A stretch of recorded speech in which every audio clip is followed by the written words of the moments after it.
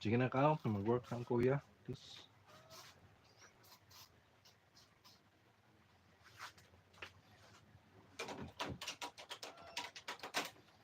Kuya's working pamanggod.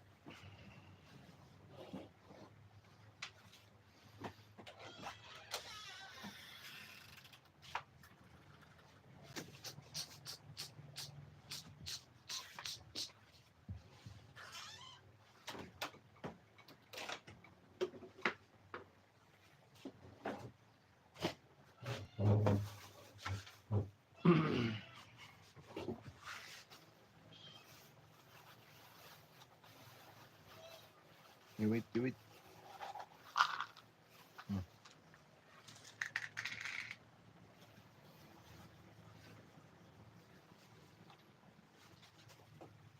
Ay, nako.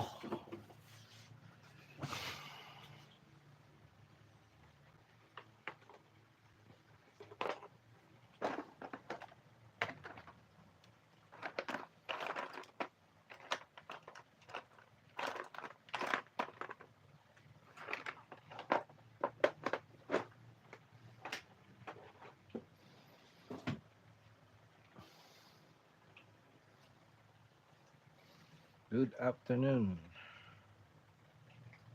I hope you're having a good day. Just gonna continue working on our portrait.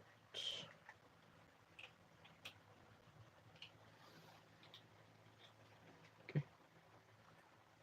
Let's do some YouTube music. I don't know. Just listen to some random video. Okay. So,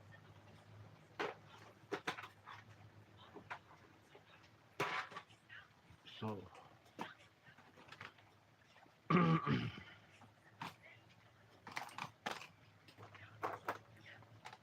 um,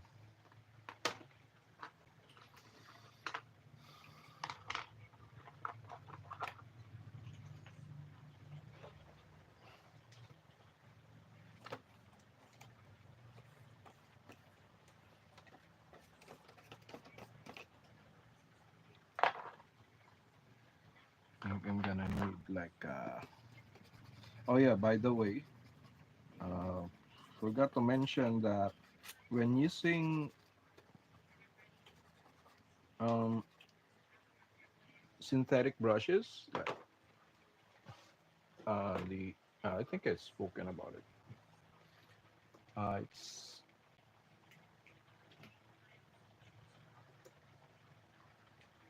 the charcoal on the brush will be a lot less dense, so there's not much particles in there.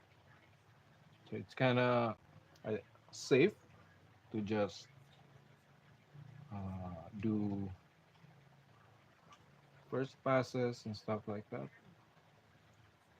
When you're trying to mark areas.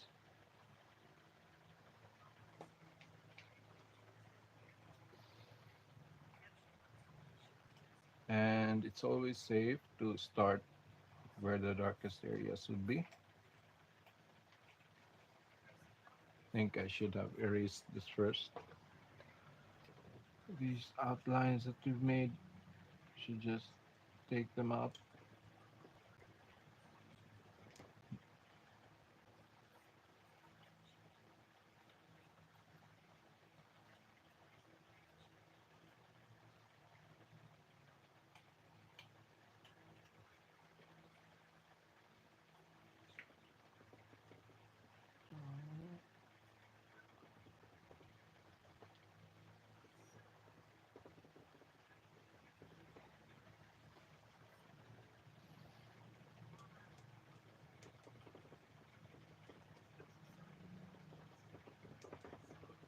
I'm tapping on it, just pick up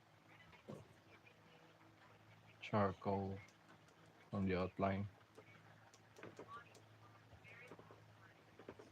In the previous sketch, Also the hair, I went ahead and added the flow of the hair. And if you notice, there's like clumps. There's clumps. I emphasized it. It's not on the reference, but you can always make that up. And hair usually comes out in clumps, especially when it's shaped. Like there's always clumps there. You can also notice that in the Mona Lisa, other paintings. Okay, so I guess this is enough. Just remove these outlines so it's much easier for us to darken where we need to darken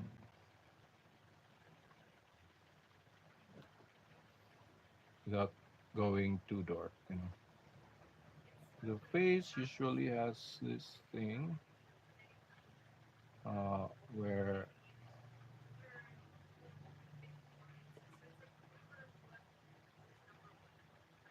and keep in mind when rubbing your brush here in these areas that we have lightly used the pencil to draw these lines, right? So there should be some dust in there that we can pick up and move around.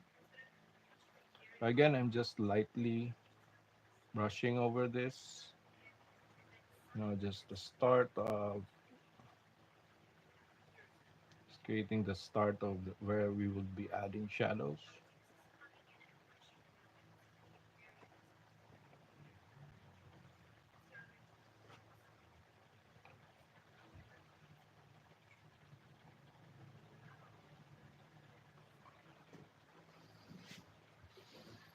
And the human face, like uh, the more you draw portraits, the more you figure out that there are features in the face, like where shadows usually are formed simply because of the it's a human face. So it's more or less universal, but there's just differences in where how high something is or how deep something is.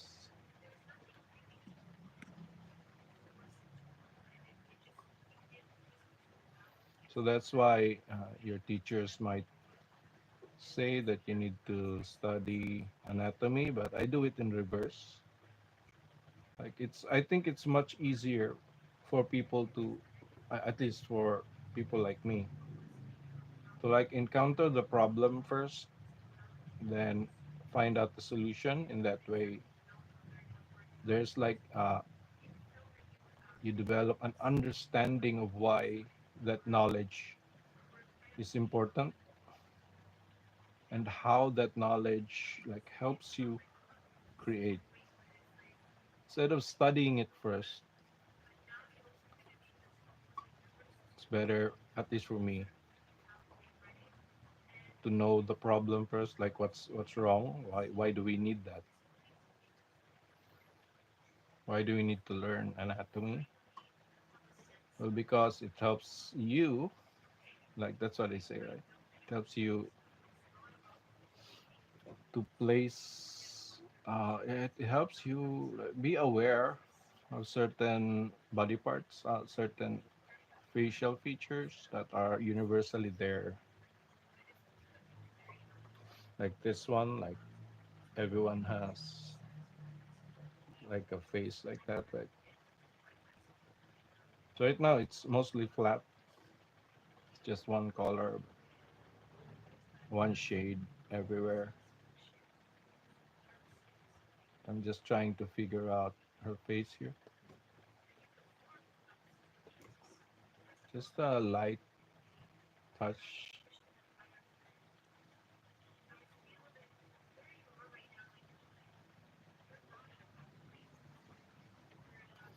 Just want to figure out her configuration.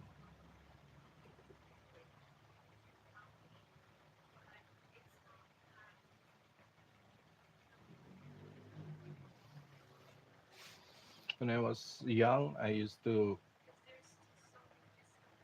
practice like doing this, and I couldn't really get it because I didn't have tutor. No one told me what to look for and how to use the brush, like why the brush is like that, like why do shadows look like that. And I was really impressed by this uh, kid like me who can shade eyes, like he can make eyes and lips and like that. And I used to my dad used to like bring his work to me and show me the work of that kid. It was like practice work. So I used to just be like, well, how did you do it? And I keep trying and trying, but without guidance, it's hard to learn, right? It's kind of fumbling around, trying to figure out what's going on, how a shade is being created. But here, right now, today, this present age of technology and YouTube, I'd like to, share what I know. So, kids like me who might be in the same situation like me before, like, you know, find this helpful, hopefully, and help them out sooner. We used to like uh, save money just to buy charcoal pencils and brushes, and those brushes were actually wrong brushes. The brushes I bought were wrong. They were like hog hair brushes, but I know that that's what people used before. Here, at least here where I am, I know I can't tell because in the provinces it's really hard to find art materials. You have to rely on people who are interested in the same thing and would like sell stuff, sell the stuff that they own. And it was very rare in the past to have those things here around. So I kind of bought like lots of brushes just to, you know, figure out what's wrong, why I can't shade this thing. There was also this during a fiesta here, so there was like this tool where you can copy an image to, like, there's a photo, right? Then there's this tool that's like cross section that you can copy to the paper. My dad bought me that tool, but it still doesn't work.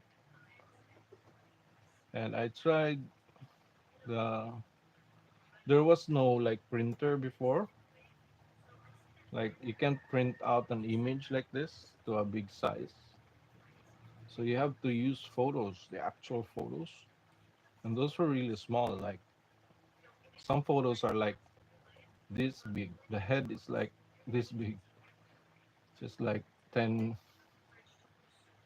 centimeters. Those were the photos that we had when I was a kid. So I was practicing on the wrong thing. Right now, there's like opportunities for people to learn faster and to be able to work, you know, just have fun and just create the portrait that you've always wanted to create. Start there, start somewhere. Start easy. It doesn't have to be hard. It doesn't have to be complicated. Just print out your reference, trace it, and start shading. Put it on the side, and start shading and see how far you can go. Don't worry about it. Just grow. Because sooner or later you're still gonna want to explore other methods, right? So it's better to like compound victories in your brain. This will help you like move and explore other more challenging tasks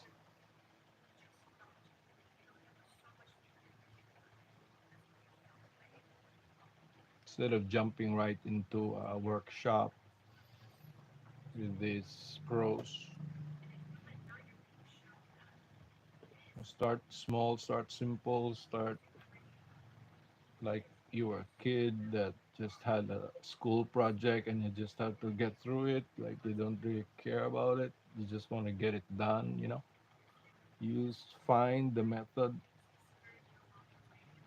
the simplest method that you can find and work with that until you get bored of it. And we're gonna start trying to do more complicated things. But at least as you go along the way, you're not building frustration, but instead you're building victories. You're storing good things in your brain, in your mind, your subconscious about the thing that you love. Because if you like stack up on frustrations and failures, and if you're not a very resilient person, if you like, if it's not really something that calls onto you, you're just gonna drop it. If there's no reason like to fight, why would we fight, right? If the resistance is too strong, it's natural for our brain to tell us that just forget it.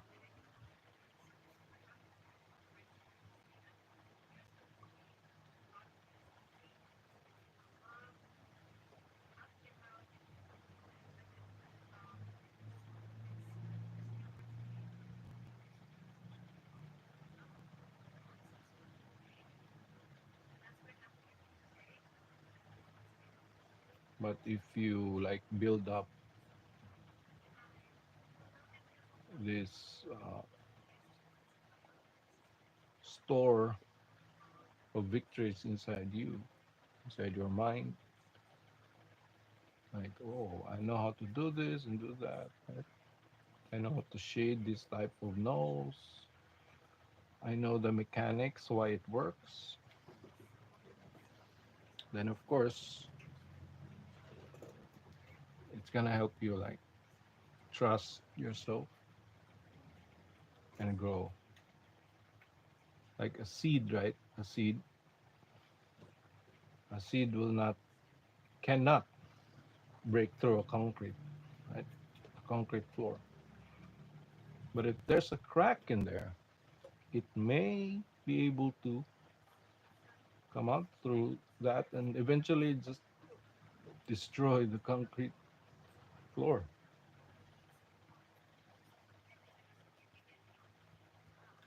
Slowly,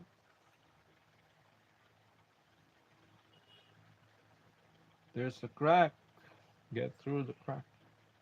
Use the crack.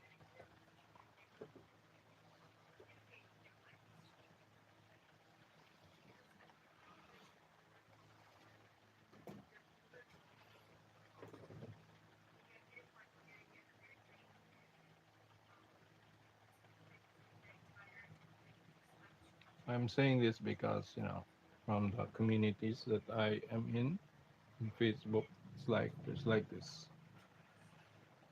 Uh, I don't know what it is. They say it's gatekeeping or something, but I don't really care. But I'm just sad to see that people are not creative enough in in the realm of self development. Like they want things to be hard immediately, But that's not the way. That's not how it is. It's not how it works.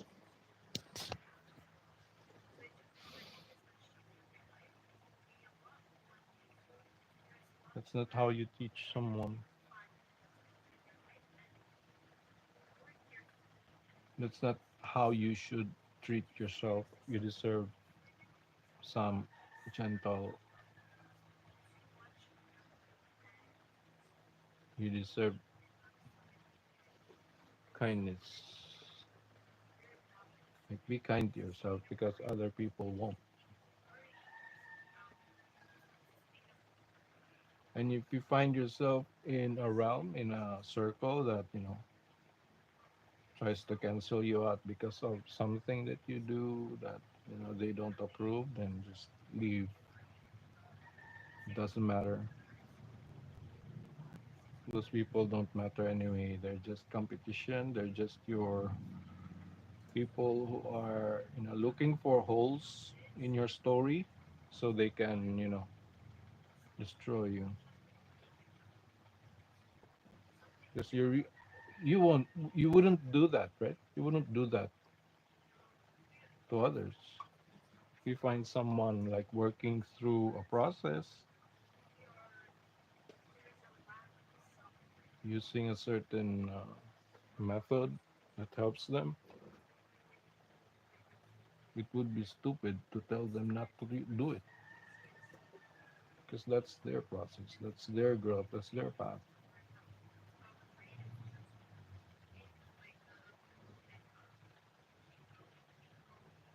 And you're the only one, you're the only person who knows exactly what you need. We don't even know exactly, right? Just trying things out. And then this guy who doesn't even know us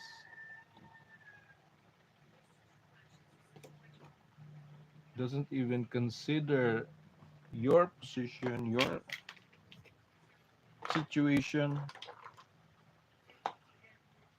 They haven't even inquired about you. They just start demanding of you certain things that you may not be ready for, right?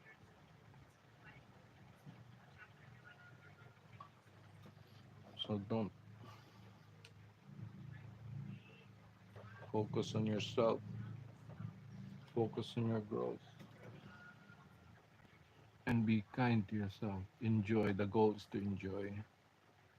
But again, if I say if hurting yourself by putting yourself through the hardest method. Like I seen this guy. I love this guy. This old guy. He's a painter, and I forget his name. He's like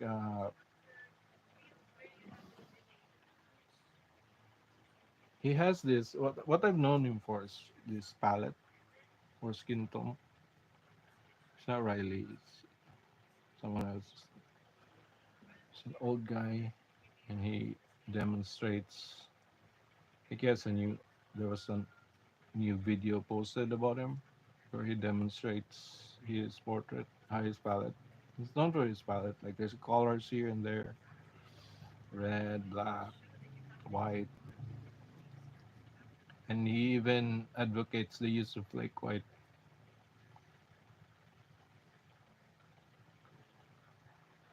If we chase his abilities right now, it's inspiring, right? See them being able to do that live.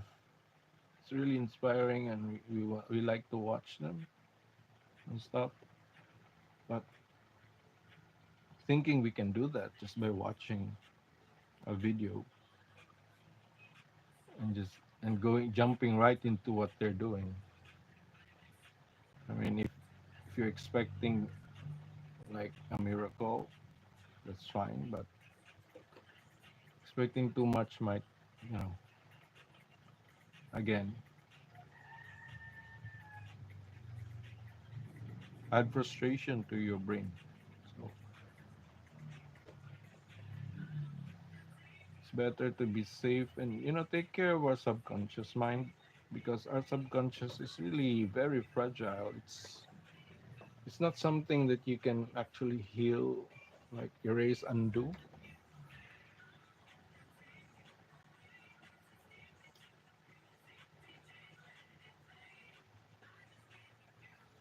So we have to be really careful about what we let in to our mind and how we treat ourselves. The world won't be kind, right? They won't be. It won't be. You're the only person who has the power to be kind to yourself. Others can be kind, but It's not their first. Uh, in, uh, Usually, the results of others' action in our lives are not really good. Their intentions, they claim, might be good, but sometimes it's not. Most oftentimes, it's not, because we're the only one who knows, and we don't even know 100%. But we need to be careful. Don't put yourself through too much. I mean, what's the point, right? What's the point? Don't hurt yourself.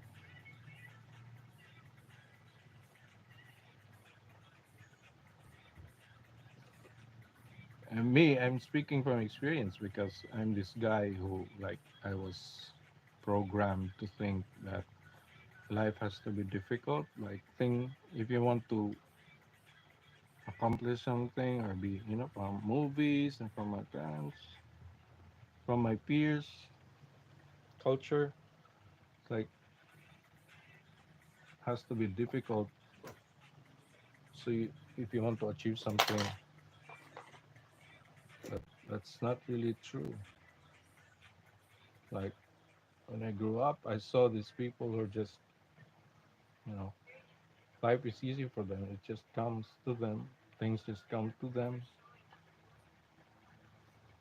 And some people, just find life easy.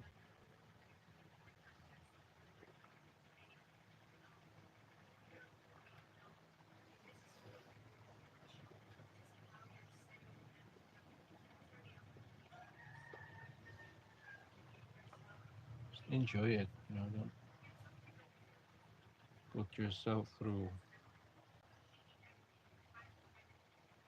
But again, some people love it. Has to put themselves through that so they can learn not to put themselves through that. I don't know what's wrong. Some people just want to experience hell.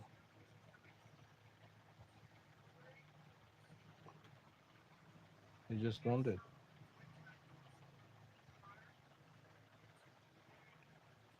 And if you try to save them, you become the bad guy, because it's not what they want. They don't want they don't want things to be easy. They want things to be complicated. They want things to be chaotic.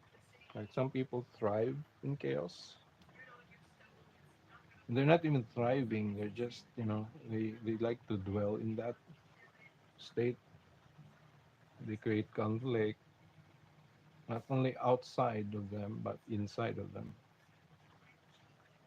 But for us, right, as we're artists, we want as much freedom as we can get, right? As much. I know we kind of are in the greasy side of life, right?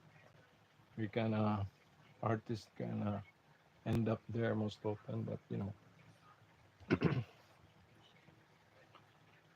as artists, that's what we want. Like, we want freedom. We want to be free from the limits. one, the stereotype.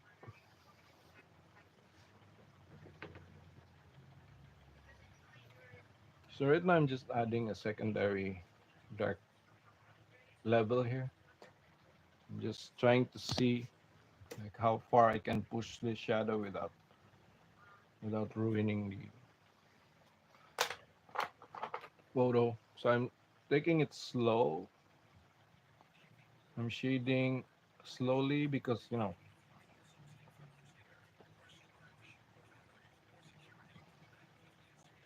it's easier to darken something than to lighten it. To gradually darken something is far more easier than create a gradual light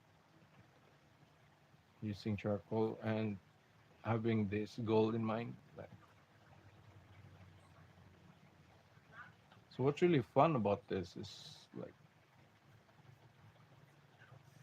how it comes out to you, like the slow build up. You don't even notice it. If you don't blink, you won't notice it.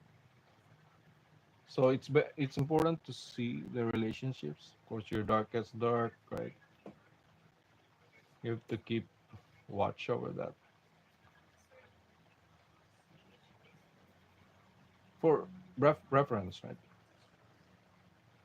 Then you compare it to your reference and see like the difference. Like in your reference, like you see the difference between this, for example, the eyebrows, the eyes, and then it's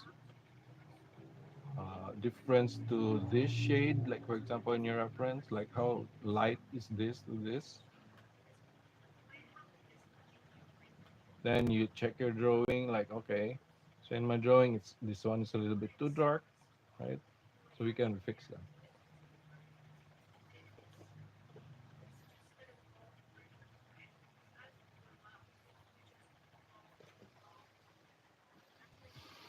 I don't know why I talk about these things. Maybe somebody out there needs to hear it, or maybe I just like to share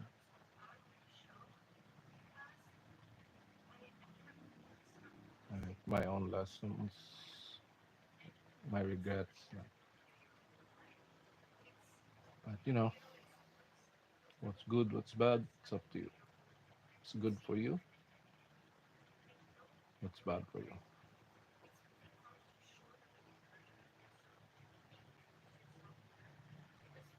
If you want an easier time adding shading, like you can use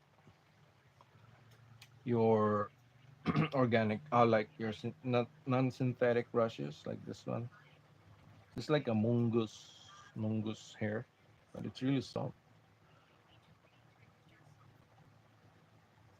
I don't know, maybe this is mixed hair.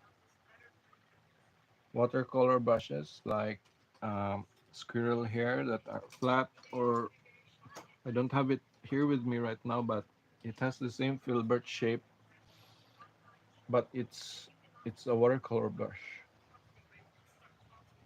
And that can help you a lot when adding like shading. I like similar to this. This one is for my oil paintings. I don't want to touch it. I don't want to wash it.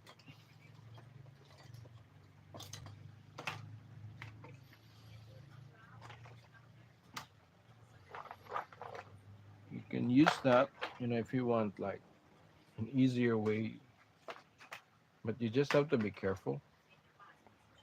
Just have to be careful with, you know.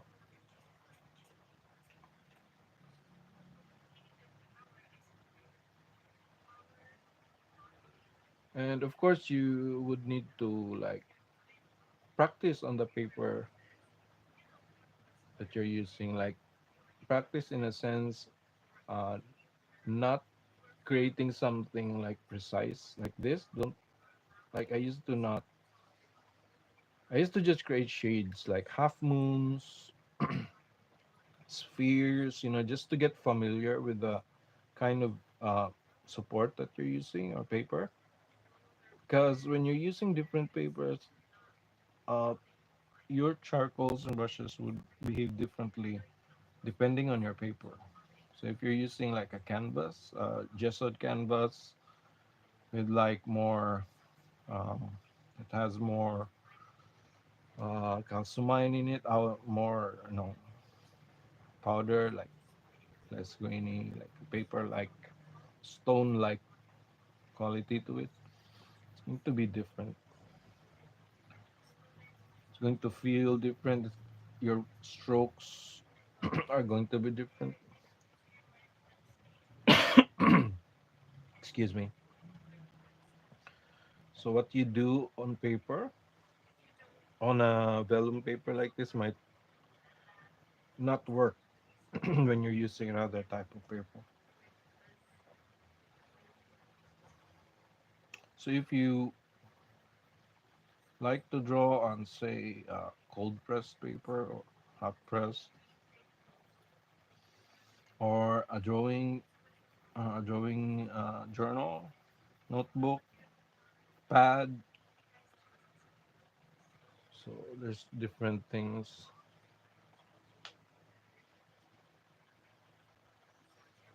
So I'm just shading this right now that I can still see our sketch there beneath. I'm just shading it right now just to see, how far can I push all of this without losing like detail.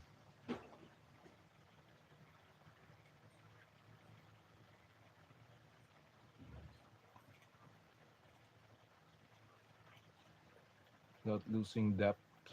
Like how far can I push this? Look at this area here. A little bit lighter.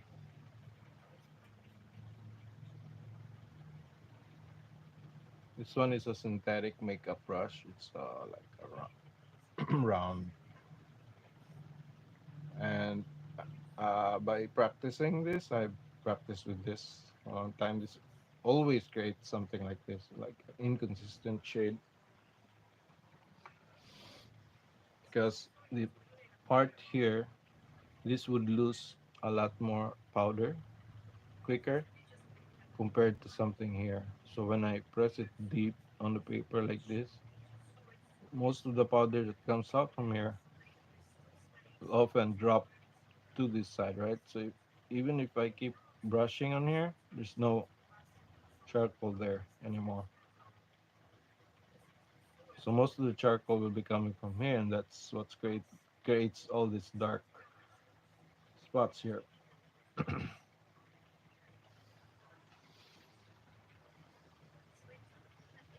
So now I'm looking at this like I don't want this to be pure white, right? Background. So I'm just checking it. I use this often just to blend things out like this. I just create an even blend. It's not really for applying charcoal. This one is like a wool wool hair, sheep hair, and this one is good for applying thin layers of charcoal, like huge areas. 'Cause it has a huge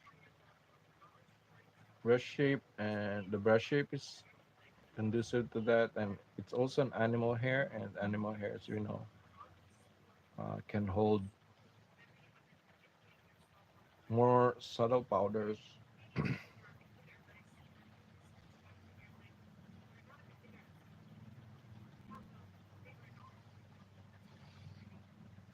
more powder, more dirt.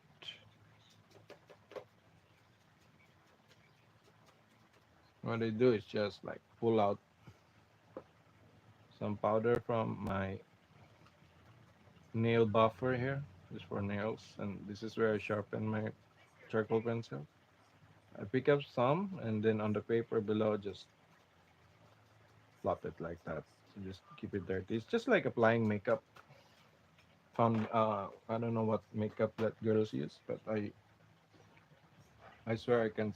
I remember my mom.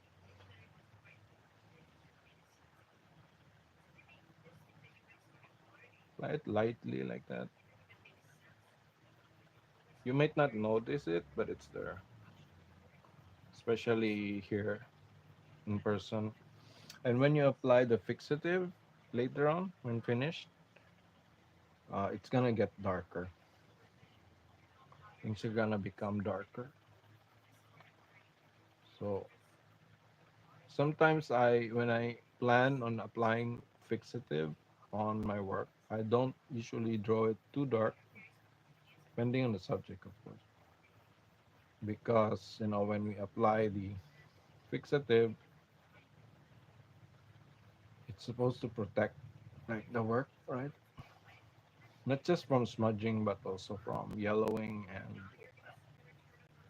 getting ruined.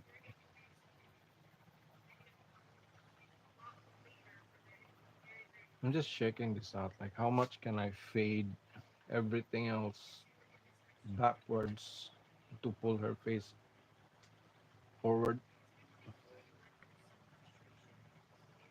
So, if you can notice,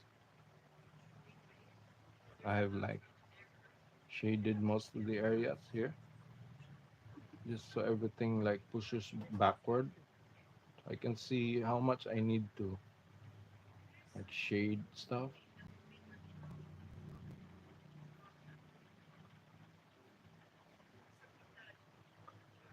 So I'm gonna sit on this like maybe for an hour or more.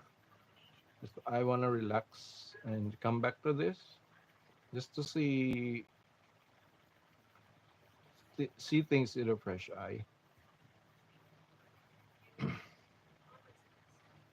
This one's tricky because the photo is not like it's not portrait quality. It's just a photo for one for documents. It doesn't have any like lighting effects.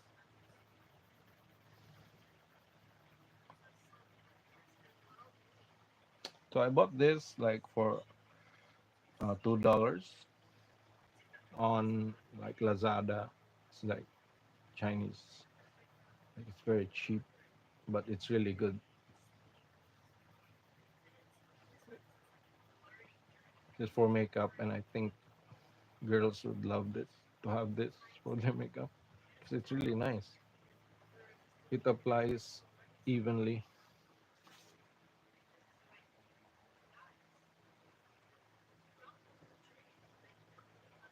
You just slowly build it up. So right now everything is the light part is here. So I'm thinking, hmm, my problem right now is if I darken this too much, the edges here, it's gonna happen, right?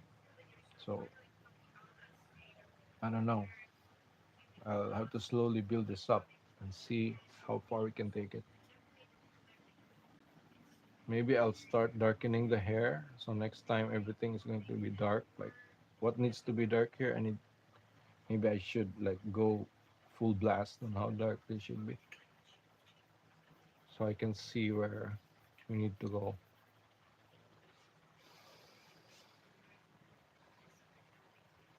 So right now it's a little bit tricky.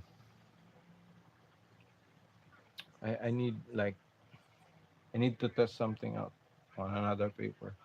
See if it works. My plan is to darken this. Just just a small shade, really a small transition from these edges. A quick transition.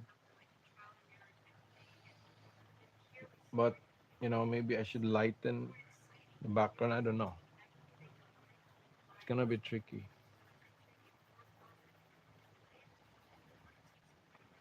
So I'm trying to separate this edge from the background, right? So either the background should be dark compared to the light here, or it should be light compared to the edge here. If we want to keep this light, this entire face light, Should we darken the background? Should we keep it like this? Uniform to this? I don't know. So I'll see you next time. Uh, Nathan Roflo. Hello, my friend. I hope you're having a good day. And that's it for me for now. And I'll see you later.